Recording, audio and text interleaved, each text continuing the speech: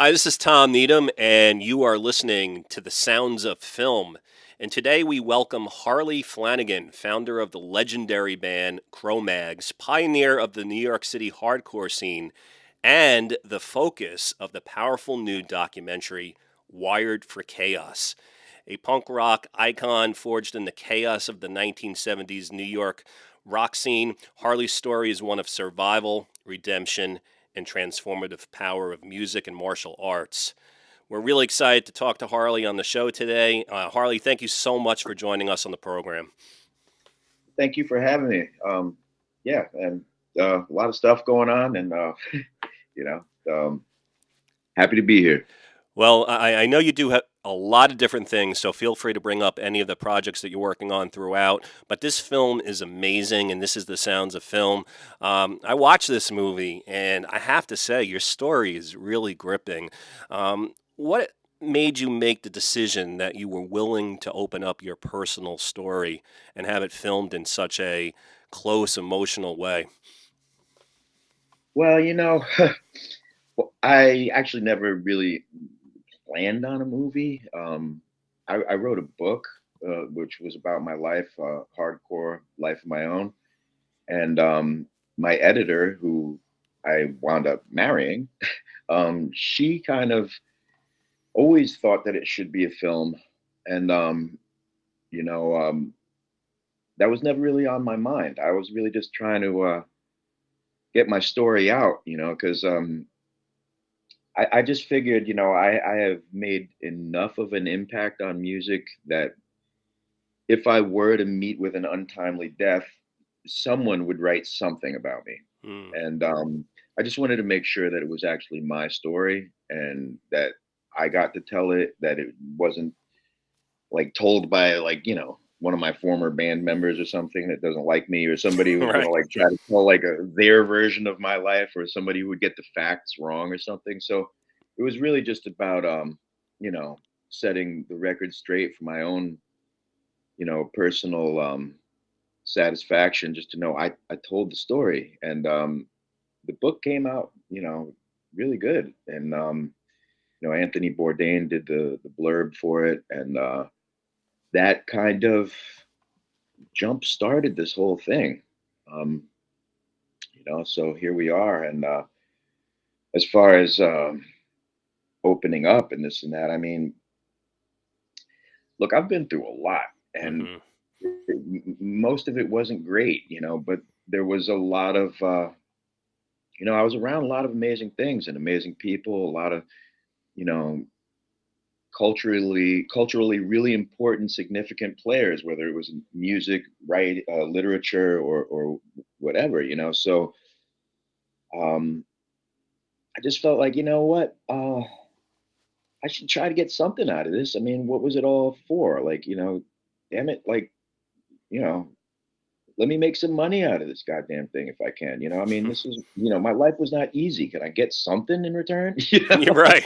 Like everybody else talks about it like it was this, oh my God, and I'm like, no, it actually like was not easy, and it kind of, sucked a lot of it. So pay me, God damn it. Well, you're brutally honest about that in the film, and you did experience many amazing things, but also a Yeah. lot of challenging things. Just really quickly, because you brought it up, there's one little scene in the movie where you talk about the reality of the music business, and some people have heard this before, but it's something along the lines of how with a record contract, everybody at the record company and the agents and the lawyers and everybody gets paid first, and then the musician, which seems very Yeah, unfair. Is that really how it is for many people? that's how it is for everybody. I mean, I have, never met anybody who that wasn't the case. Some people are fortunate, and enough, you know, money gets invested in them, and the machine is big enough to actually push them over. So you wind up with, some artists who are too rich and most artists who really get ripped off.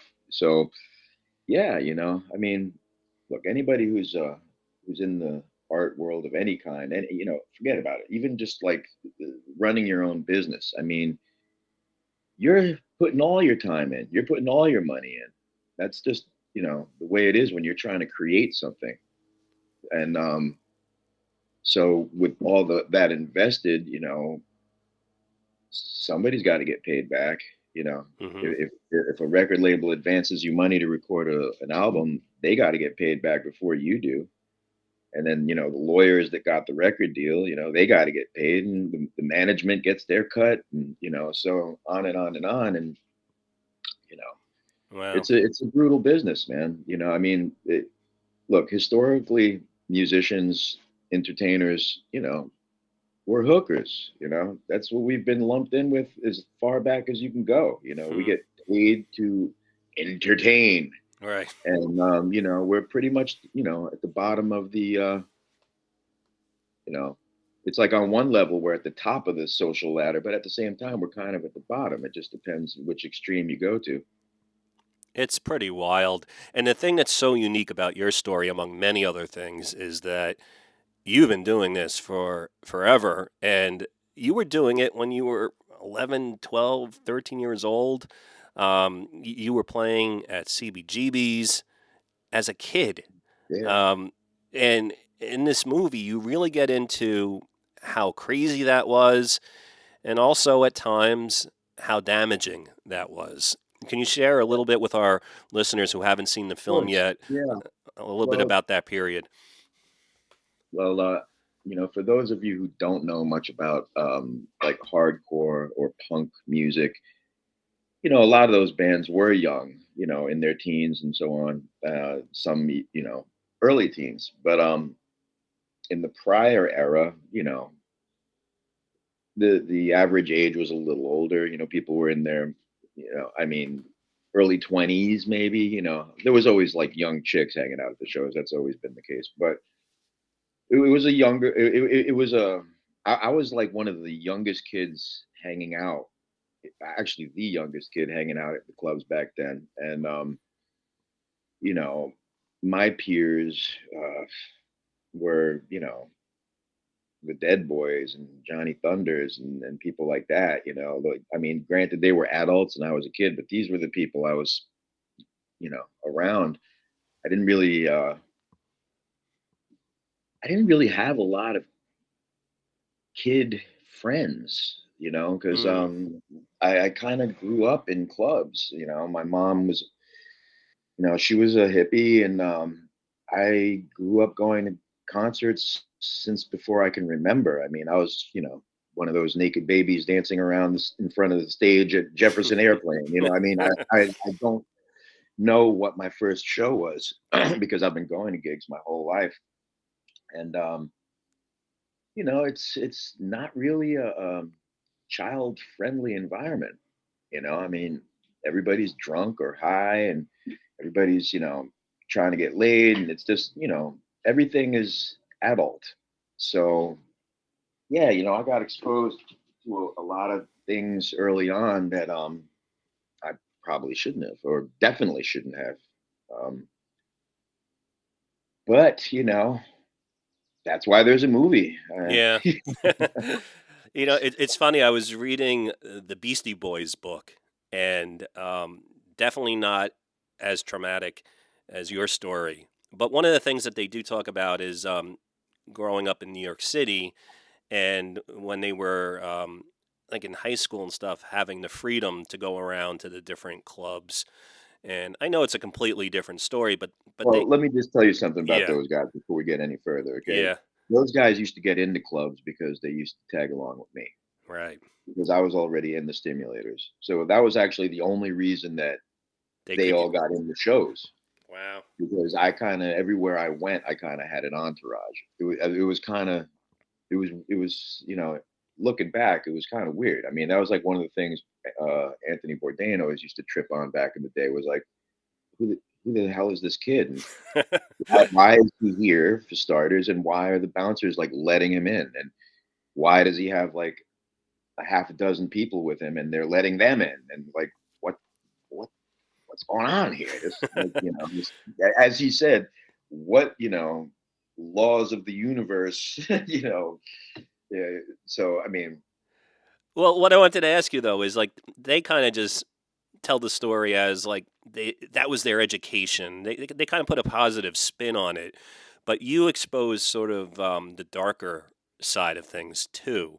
And I was Well, look, wondering man, overall, like in hindsight, was that ability as a young person to go around and be around adults and be able to make music and meet different famous people, was it overall an amazing thing, or were there so many negatives that came with it you that know what, though, honestly, meeting all those people was not really a big deal to me because I was a kid. I really didn't care. They were yeah, adults. right, I mean, I remember like, seeing William Burroughs in my kitchen and who cares?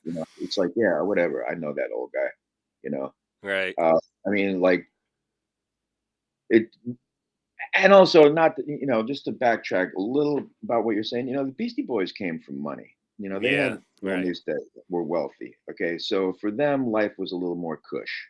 hmm They would go home and not have to deal with, an alcoholic mom, not have to deal with getting possibly jumped on their block or this or that. Like the most dangerous thing they did was hang out with me, right, and yeah, come to our shows.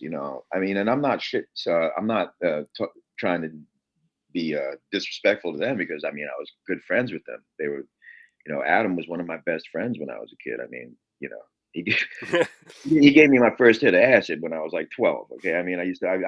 I'll tell you a funny story. I remember being at his folks' house in Brooklyn, and just picture this: Adam as a kid wasn't even shaving yet, jumping up and down on his bed like we all did when we were kids, rapping along to the Sugar. And I just remember laughing my ass off. Me and John Barry were just like we were all just we were idiot kids, and just I remember thinking what a goofy retard he was. And I'm like, and if you would have told me then that this guy was going to be like the biggest thing to ever happen to rap music, I was like, you know, get out of here. Like, yeah, right. Okay. And I'm going to be, Elvis, it was just, but, fact is he was a really funny guy, man. He was I mean, that dude used to make my gut hurt, he was face hurt, so it's not a surprise to me that, he was able to do something super, super cool. Um, but those guys, they had a different life. And to be fair, a lot of the kids on the scene that, that I thought were low income or working class or below working class, they weren't. A lot of the kids on the music scene actually came from, families that were pretty well off or families that were like, the hipsters of that era, yeah, right. and they all had like parents who had like big lofts and big apartments and stuff like that. And I lived in a one bedroom apartment on Avenue A, and you know, Well, but it's amazing in the film. You really go into the details of different periods in your life where you're squatting in buildings, yeah, and man. like you were the real deal. And that must have been like. Can you just share, like, again, for people who haven't heard your story, some of Right. the extreme living conditions that you were living under at that time? Well, okay. Well, let me put it like this. I'll try to blast through it in a short little. Okay, growing up in the music scene as a kid, again, like I said, you get exposed to a lot, and I knew about sex very well. Uh, Before I knew the alphabet, I was already, sexually active.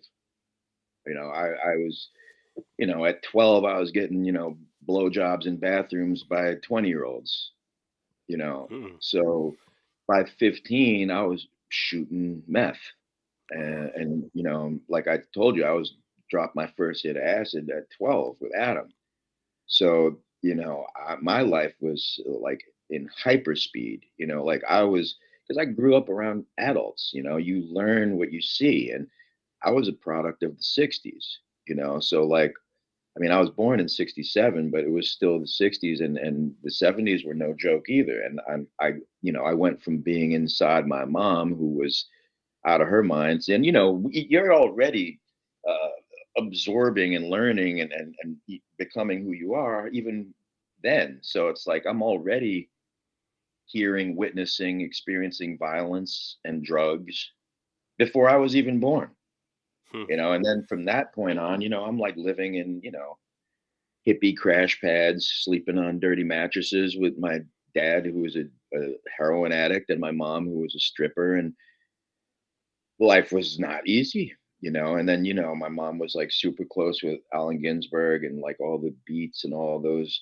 wild people. So, you throw in all these very, uh, how do I put it without offending anybody, people who were very sexual, Hmm. you know, gay, straight, bi, whatever.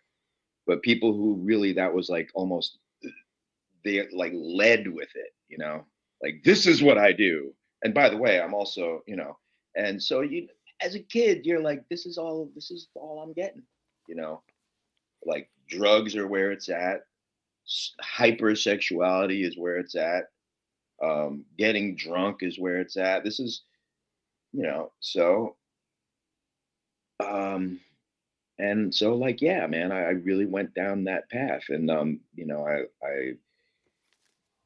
was, one of like three white kids in my neighborhood, so that wasn't easy. I used to get, picked on a lot, beat up a lot, jumped a lot. And I was a punk rocker, which back in the 70s was, also put a target on your back, you Hmm. know.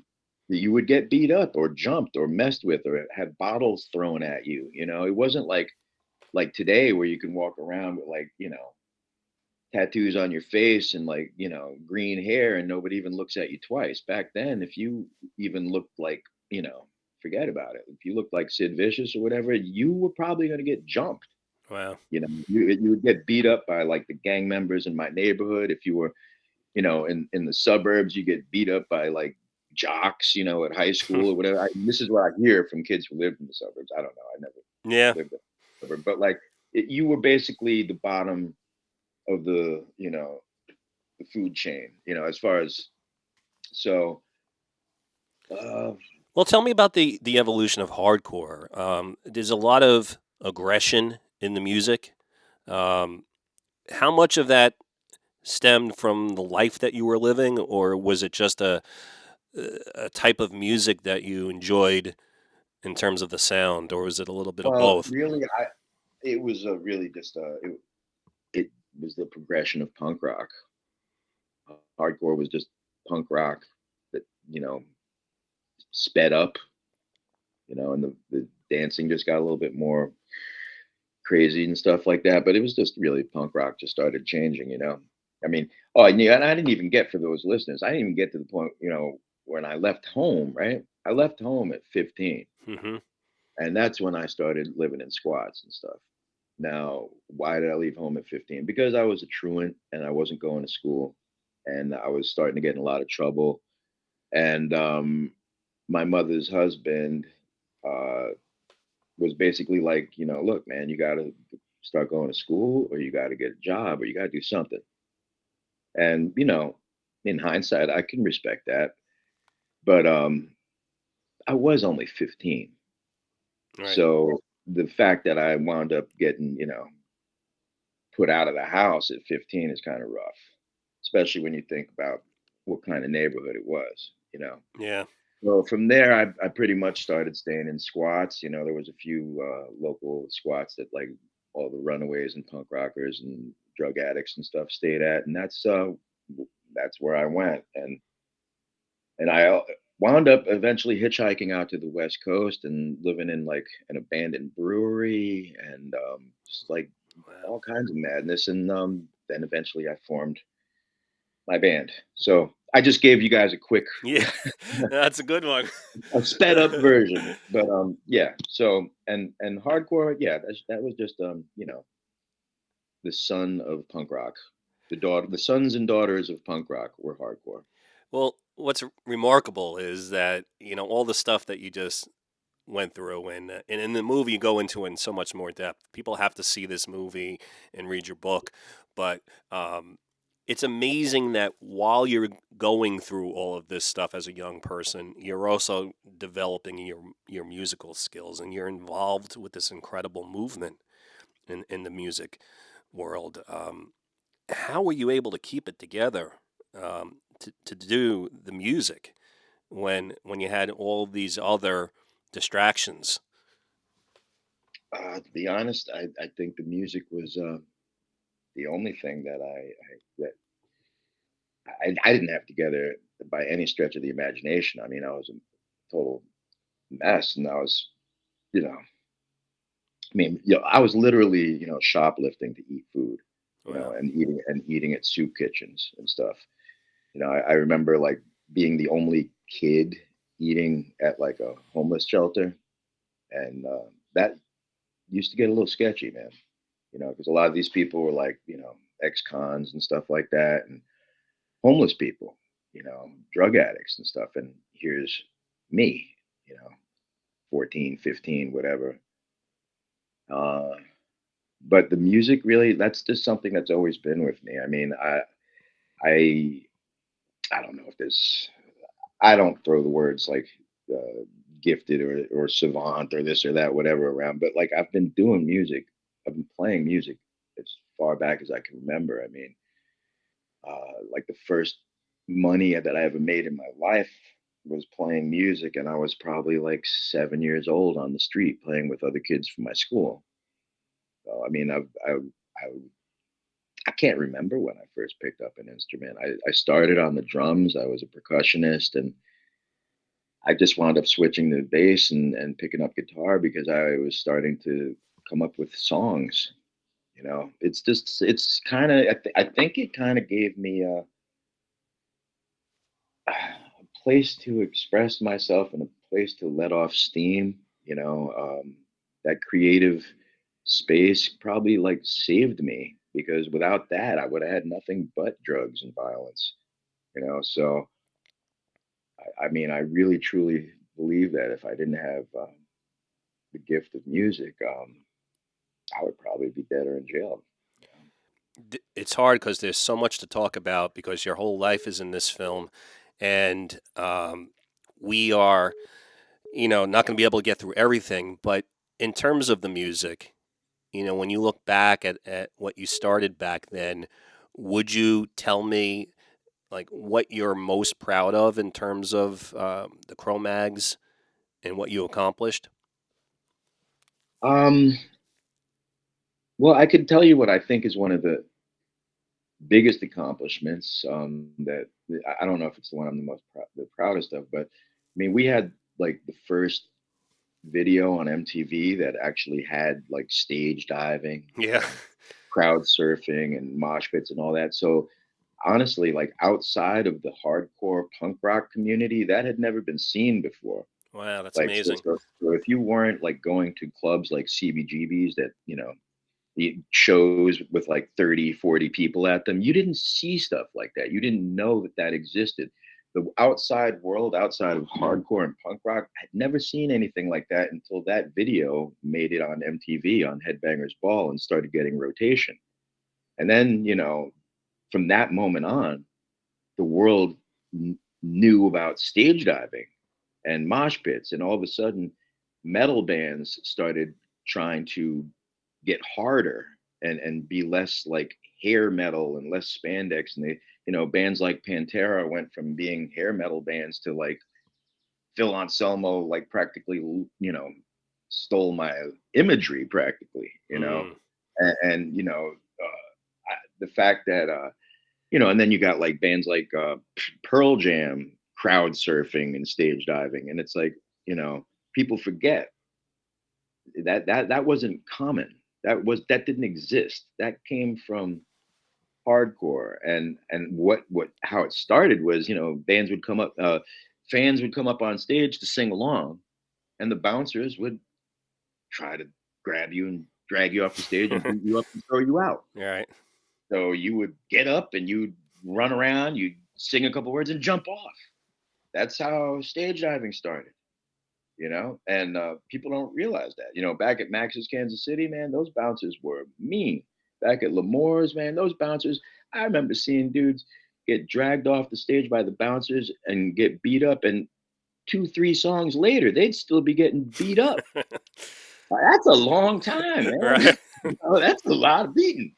So, that's how the whole that started. And so the fact that the Cro-Mags kind of brought that out into the world where it's like now such a common normal thing, like you can't even go to like hardly any event without seeing something like that. So I think that was a big accomplishment for us as far as exposing the world to that madness. Um, Absolutely. Yeah. as far as my personal self, I feel like my best accomplishments are, that I'm still alive and that I married an amazing woman and I got great kids. And the fact that I'm breathing air, walking the earth still is that's in itself uh, It's such a nuts. story. Yeah. If you see my film, you're gonna be like, I don't know how this guy survived. And quite honestly, I wonder myself all the time. So I'm just really grateful, man. Everything I've been through, I'll tell you, I'm even on the bad days, I am grateful just to be able to be alive and turn them around. You know, Harley, one of the things could you explain that would be helpful is you described how sometimes in the shows, there would be the stage diving and there would be fights and people would get beat up. You talk about in the movie at different points having feelings of anger and having situations sometimes that you found yourself in that would become violent. You talk about later in your life getting involved in martial arts.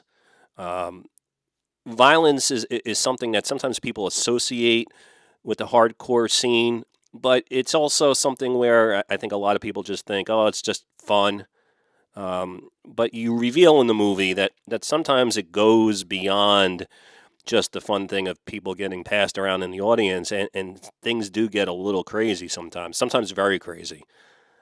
Can you talk about the different range of well, I mean, things? look, when you're young, it's always fun, getting a little ruckus. I mean, most young people have experienced some kind of, you know,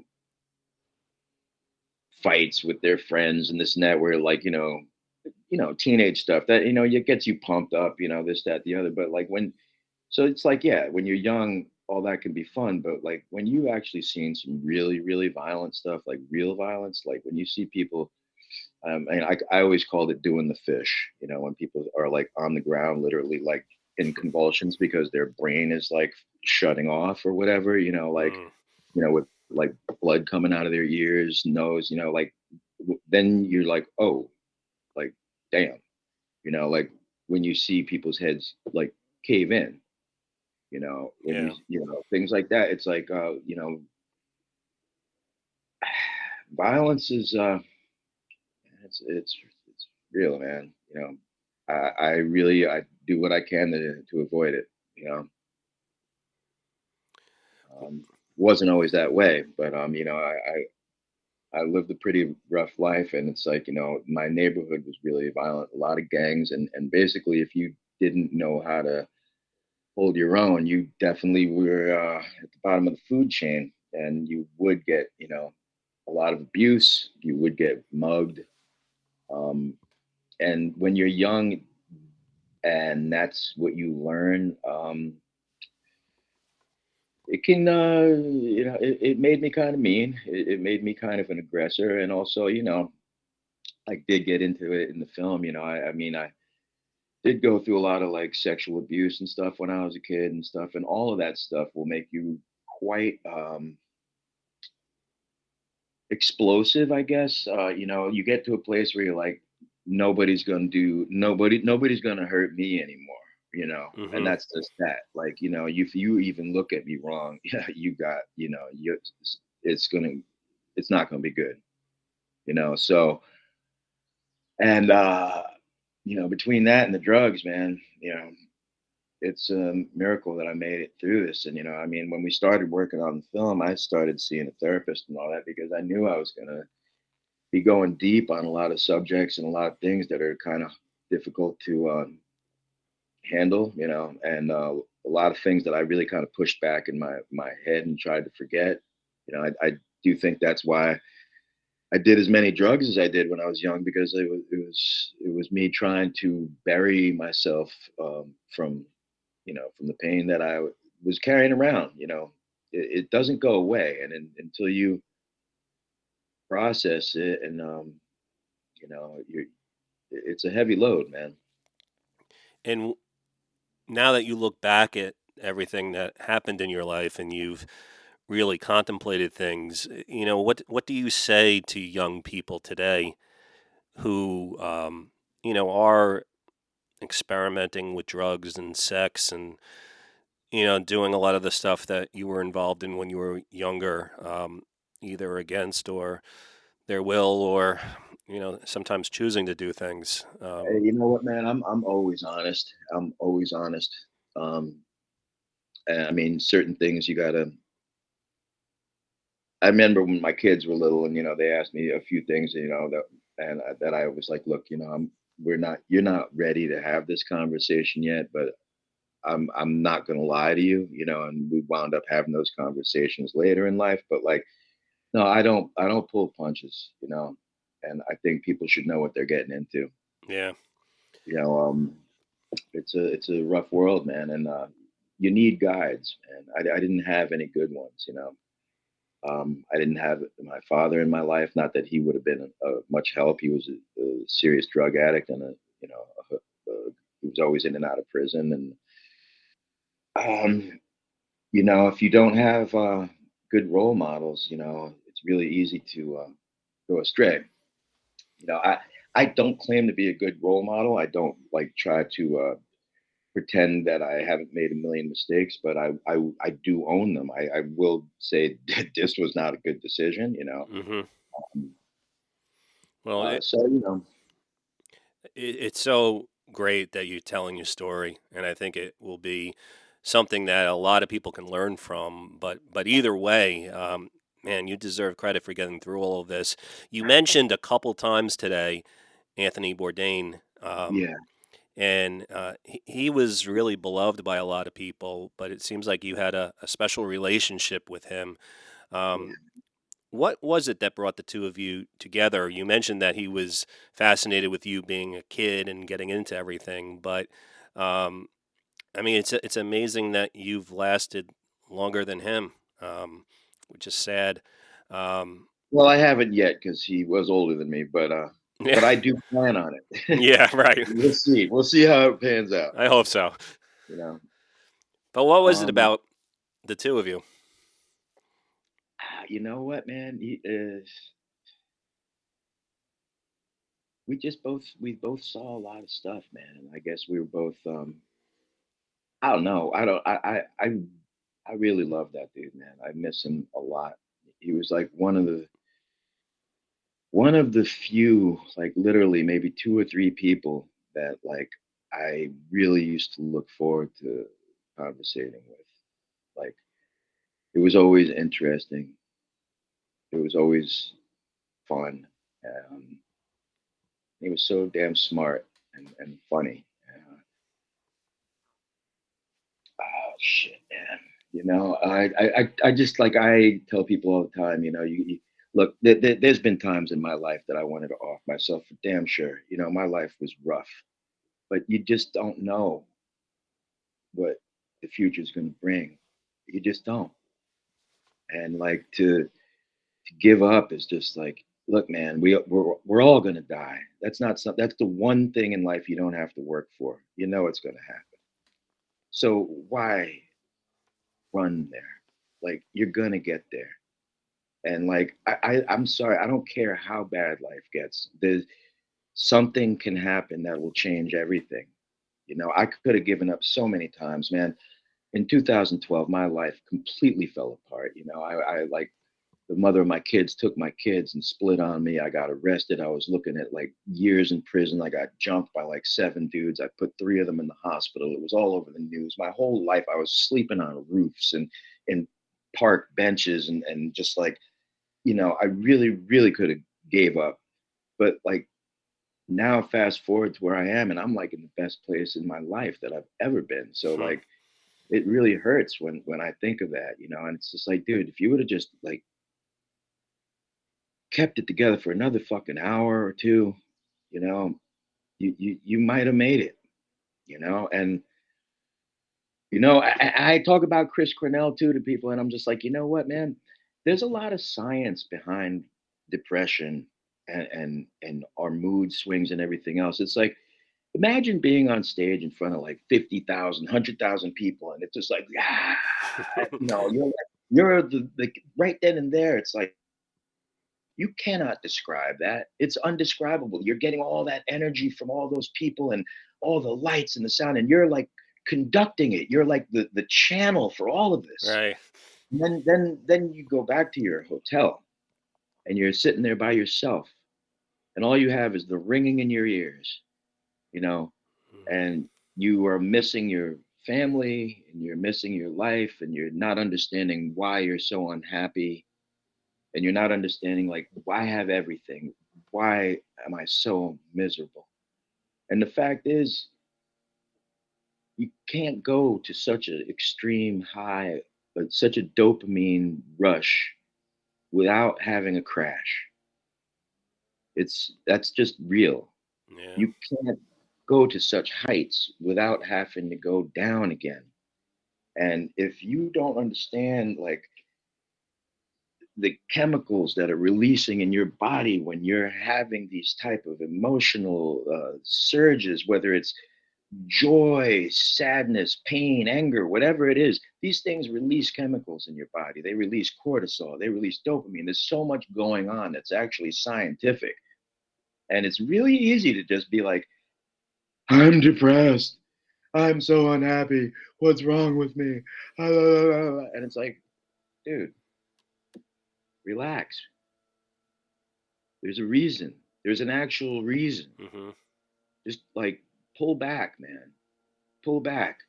This is not the end of the world. Like you can't anybody who thinks you're supposed to be happy all the time is nuts. Yeah. It's not realistic. It's not realistic. You're gonna have good days, you're gonna have bad days. You're gonna have ups and downs. And you know what? I'm a rageaholic, dude, man. I've rage has like gotten me through so much of my life when I was, homeless and I'm a little dude, if I didn't have that intensity, I would not have survived. If I wasn't ready to fight whoever, whenever, if I wasn't ready to just like go off, I probably wouldn't have made it. Hmm. But the thing is, the same thing that gets like soldiers through war is not necessarily going to help them when they get home. That's fascinating. So I've gotten to a place in life now where my life is finally like really good. So my head spins a lot. I've got PTSD like hell, Mm. and and that's why I've learned as much as I've learned about like the science behind it, and I just I wish that more musicians and I wish more people would learn a little bit about mental health and why they go through these incredible peaks and depths, and maybe they wouldn't give up so fast because tell you right now, man, life is rough, but it's beautiful, and you can't have the good without the bad, and I choose to live for the good days, man, and I refuse to give up over the bad ones because they're gonna come, and I'm not gonna let them beat me. I'm gonna make it through those bad days, and I'm gonna get to those good days, and it's just about not giving up, man. Harley, I always thought if I had a chance to speak to you, I would want to talk to you about the music. But this film, your story is just so powerful, and it's really just it's something. And people have Thank to you, see man. this movie. People Thank really have to see this movie. It's so well made, I and you appreciate that. and I know it must have been very, very difficult for you to share these personal stories, but I think it's going Yeah, to help a lot of people, and it's really just a gripping tale. thank you. It's just such a it's amazing. Harley, I want to thank you so It much. wasn't easy, bro. I'm not saying it was. I can't even No, imagine, no, but no. thank you so much for sharing those details. And I hope Yeah. the film does well and that it sounds like you're in a good place now. And that are there any projects that you have coming up in the near future that you want to Man, tell people about? Or dude, things are so nuts right now. The film is it's gonna start showing in theaters June 15th at the Roxy Cinema in New York. It's also gonna be playing in LA, San Francisco, Chicago, Philly, Boston, Seattle, Portland, Minneapolis, Austin, and a bunch of other places in the country and overseas. I'm going to I'm flying to Europe on Monday for a few festivals, and the day I get home, I'm literally dropping my bags off and going to the theater for a Q&A, and then I fly to the West Coast for some shows, and then we're going to be doing the movie tour, and then I am back over to Europe to do some more festivals. So, with the band. So there's a lot going on in my life right now. well, I appreciate you taking the time with your busy schedule to speak with me on the sounds of film, and I really enjoyed speaking with you. So I hope when your schedule lightens up, we can talk again because there's so I much would more love to that, man. discuss. Yeah. But you're a great guy, and Well, I, thank I I think you. people are going to be Well, you're inspired by your catching me on story. a good day. If you caught me on a bad day, you might not feel that way, but I'll take it, you All know? right. Well, ladies and gentlemen, please check out this film. Harley, thank you Yeah. so much for joining us. The film is Wired for Chaos. It's fantastic. And good luck with everything. Thank you so much, my man. Thank you for having me on your show and everybody out there. Thank you for listening. Please check out the movie. You might like it. You might learn something. And, you know, there's a book too. All All right. Thanks right. again. Bye bye. Thank you. Have a great day.